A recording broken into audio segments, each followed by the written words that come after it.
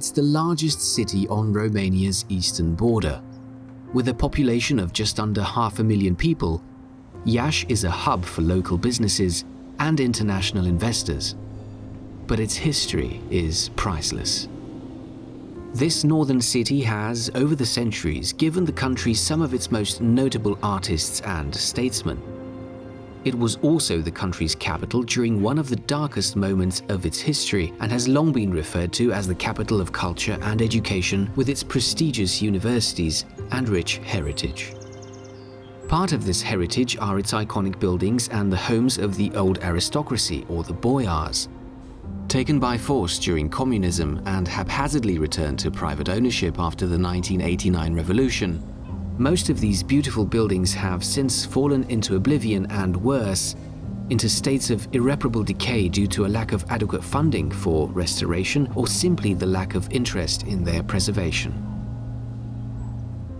But some of these buildings have had a change in fortune.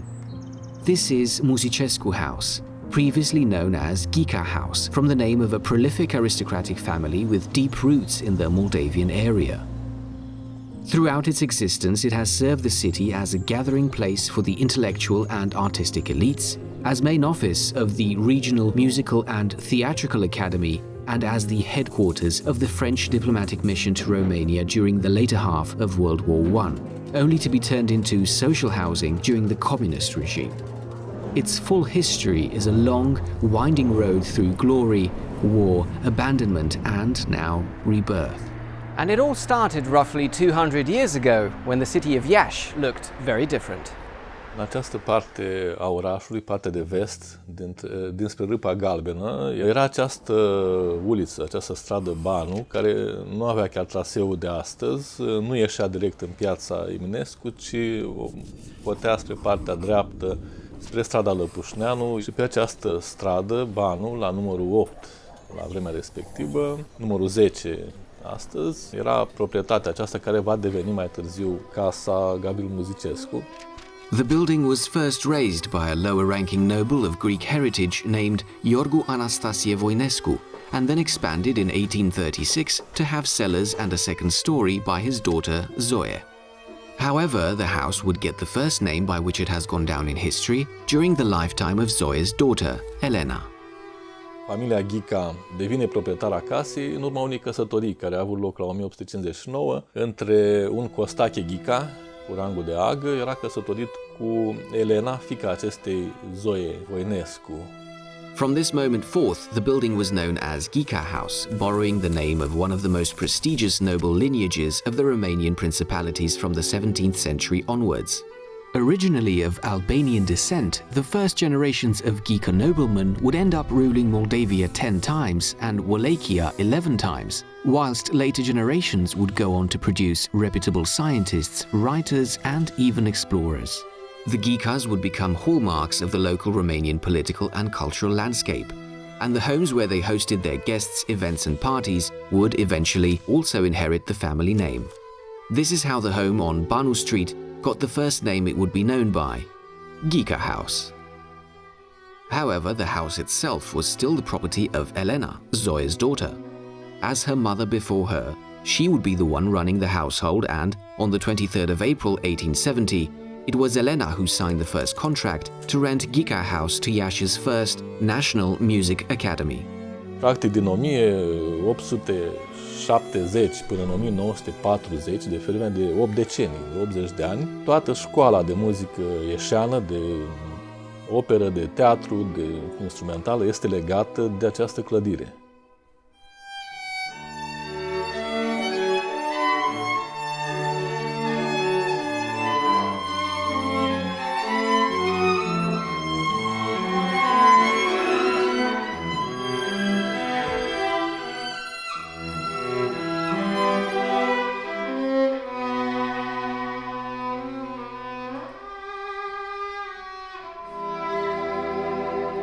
It's from this role as a school of music that the name Musicescu House stems from. Gavril Musicescu, one of Romania's most celebrated 19th century musicologists, composers, and conductors, taught here for nearly 30 years. He was a gifted and thoroughly educated musician and was called upon to compose numerous songs and hymns for official state ceremonies and events. But his most important legacy came from one incredibly innovative idea for his century. In an age where most people were still new to the concept of nationality, Musicescu introduced Romanian folk elements into academic music. This might not sound like much today, but for the people of 19th century Romania, who up until that point had lived in a Greek Oriental sound world, it was an awakening to their own identity as a people. The success of Musicescu's approach is most evident in his work as the head composer and conductor of Iași's Metropolitan Choir, considered a unique ensemble in Romanian history. The choir group toured nationally and even internationally in the Romanian-speaking regions of the Austro-Hungarian Empire, the regions of Transylvania and Banat, encouraging the nationalistic fervor and the desire for the Romanians inhabiting those lands to unite with the rest of their people. Still, Gavril Musicescu would always return to teach his students in the house that today bears his name.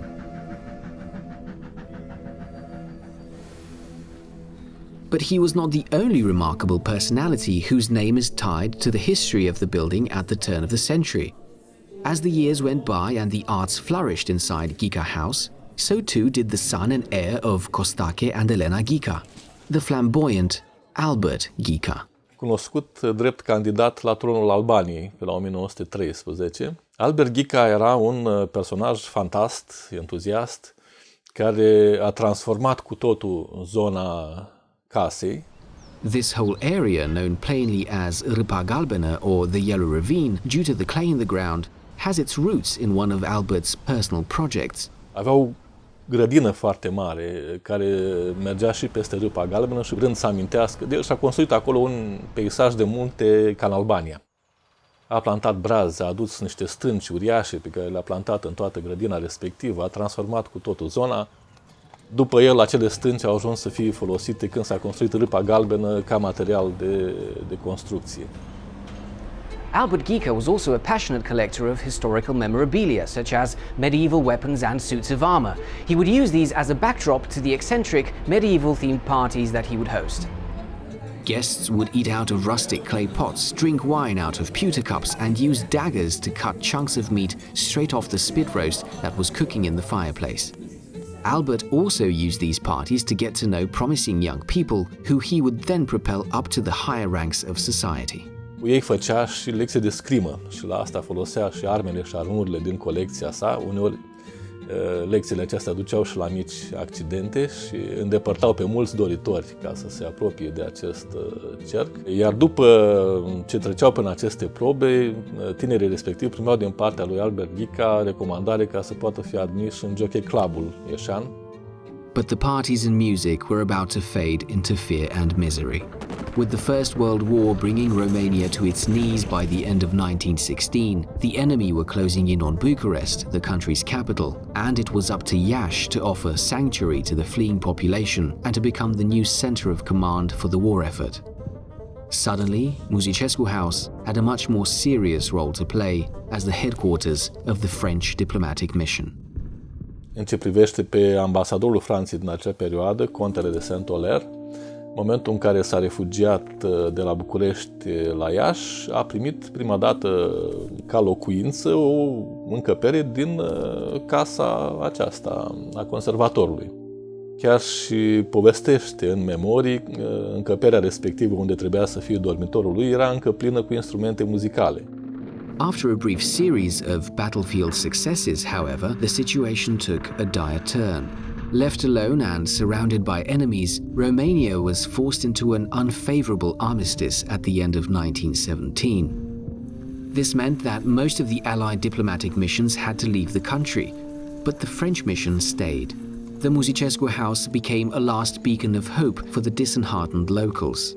French and Romanian statesmen, journalists, and cultural figures would come here to give speeches, plan what lay ahead, and also to raise the morale of the populace. Ar mai fi de amintit un personaj nu foarte mare ca rang, dar foarte important pentru noi atunci. E vorba de Debuchet, care scotea un mic ziar numit Le Petit Parisien, pentru că în curtea casei exista și o antenă de telegraf puternică prin care primeau știri direct din Franța privitor la evoluția războiului. Și pentru că acest ziar mic, care apărea și într-un foarte mic tiraj, era scos de acest personaj, s-a și spus Le Petit Debouché, în loc de Le Petit Parisien, a căpătat numele personajului.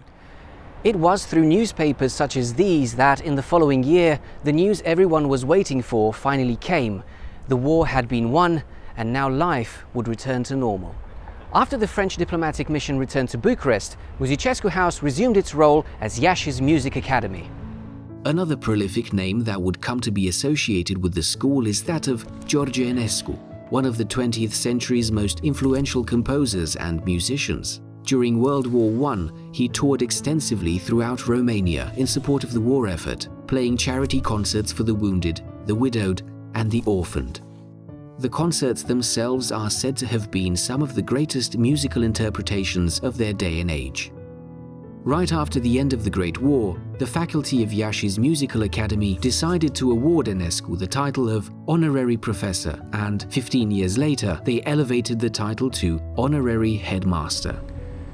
Shortly after, Enescu accepted the school's request to bear his name. To this day, Iași's University of Arts is still named after one of the greatest composers of the past century. The interwar period was too short for many, and before long, the city of Iași was plunged into conflict once again. With the bombing of many areas, including the center of town, there was a lot of history lost in the explosions and the subsequent fires. Miraculously, the Musicescu House survived the destruction, although being only a mere few hundred meters away from the main square. Not much remains in the archives of that period apart from a few photographs of the damage to some of the other buildings. And, with the end of the war in sight, there was a new tragedy awaiting Romania and its cities, this time in the form of the Red Army and an oppressive ideology.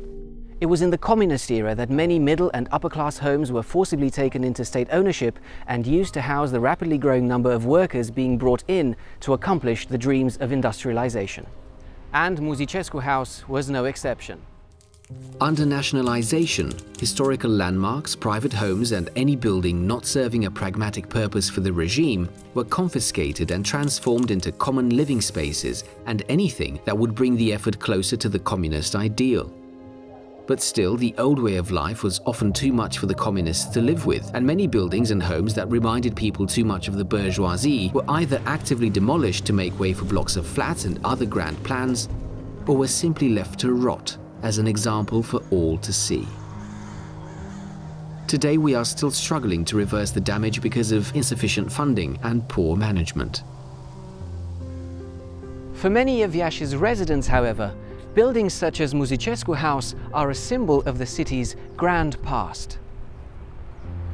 Walking past them on a daily basis, it's hard for one not to develop a more personal connection. Casa Musicescu, ca orice ieșean jet pe jet, o cunosc din copilărie. Eu am avut fetița la grădinița din spatele Casei Musicescu. Extraordinar de frumos din punctul meu de vedere este intrarea prin cele trei arcade, prin care aproape că puteai auzi potcoavele cailor cum veneau și lăsau pe boieri la intrare, holul de intrare larg, scări foarte generoase, chiar impresionant de generoase ca lățimea treptei, și cupole. Este o cameră cu boltă foarte frumos realizată. După aia, când intrăm în următoarea cameră, avem o arcadă, un arc. E o chestie de sentiment, e o chestie de trebuie să simți lucrurile astea, nu trebuie să fii obtuz în a privi frumusețea vremurilor trecute. Luckily for Musicescu House, a private investor was willing to step up and bring it back to its former glory. But taking on a project of this magnitude is far from easy. Private investors must do what local authorities have been unable to do for so long, with the costs of saving buildings like Musicescu House growing every year and with the decaying heritage being ever more difficult to salvage. Interiorul era într-o stare avansată de degradare în momentul când am fost.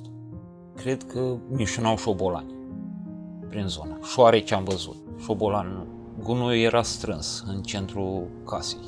tot felul de resturi. Acolo în hol era o grămadă de mulus sau în partea cealaltă erau lemne aruncate. But even when faced with such desolate views, one thing was clear to everyone involved. A reieșit foarte clar dorința de a face. De fapt, asta ne-a mânat pe noi. De fiecare dată ne-a mânat dorința de a ieși bine, dorința de a face un lucru, de a salva o moștenire. Speaking about heritage, shortly after the renovation work began, a small gem was found among the rubble, a letter dated only 19th of December. O domniță îi scrie mamei. Își cere scuze că nu a mai reușit să-i scrie mamei datorită faptului că e multă treabă în gospodărie. Lucrurile astea pentru noi, pentru români, pentru ieșeni, trebuie păstrate. Work on the Musicescu house took almost a year and a half, which is not a long period for historical building restoration projects of this scale. Most of the effort went into restoring as many of the original elements of the building as possible. De exemplu, la parter, în camera de sub scări, am găsit podeaua veche din dale de piatră pe care am vrut să o păstrăm. Am scos toate dalele de pe patul de nisip, le-am tăiat cât de cât să putem să le repunem la loc și am refăcut dușmeaua în camera respectivă. Dar cred că cea mai de efect dintre toate rămân grinzile aparente. Frumusețea, materialul, patina pe care au căpătat ne-au făcut să ne dorim să le păstrăm aparente.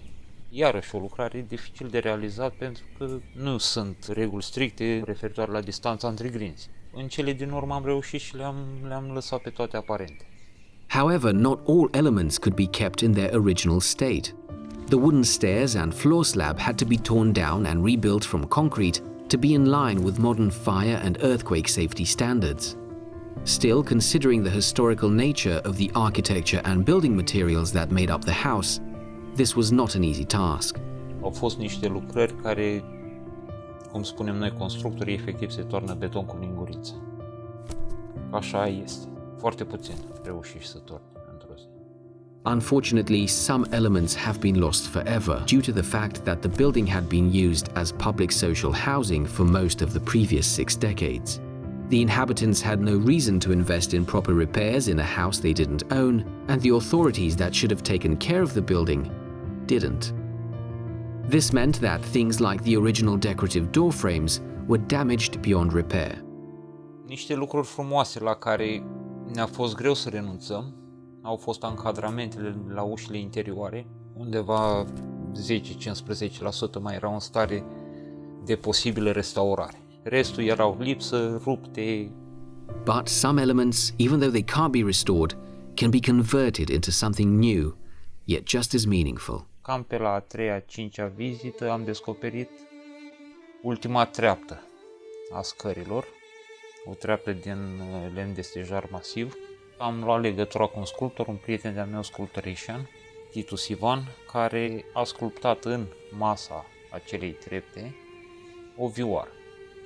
O vioară care sper să le placă ieșenilor, pentru că nu e pentru mine, nu e despre mine, nu e despre investitori, este despre Iași, este pentru Iași. But more than just saving brick and mortar from decay, what have the people of Iași gained from this turn of fate? Cum am spus și anterior, stelele s-au aliniat. Dorința de implicare într-un proiect de anvergură cu dorința de asigurare a continuității istoriei. Și aceste două lucruri, când s-au combinat, au reieșit Casa Musicescu cum o vedem astăzi. Dar ce poate să înveți ieșenii e relativ simplu. Că alți ieșeni nu vor lăsa Iașul să se autodărâme. Some buildings will be lost forever.